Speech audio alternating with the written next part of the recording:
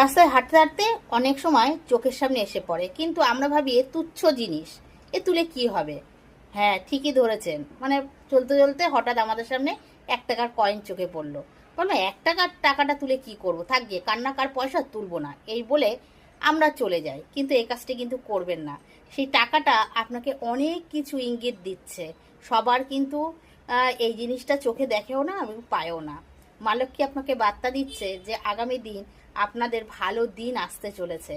আপনার আর্থিক সংকট দূর হবে এবং যাদের আর্থিক অবস্থা ভালো হয়েছে তাদের আরও ভালো হতে চলেছে। দেখুন, এটা হেসে বা তুচ্ছ কথা বলে উড়িয়ে দেবেন না।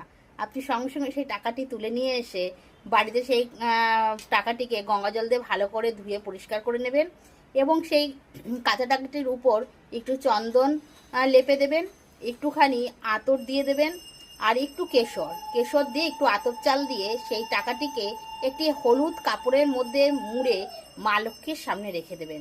দেখবেন তাতে আপনাদের ঘরের কল্যাণ হবে এবং আপনার আর্থিক সংকট যদি থাকে দূর হয়ে যাবে এবং আর্থিক উন্নতি হবে।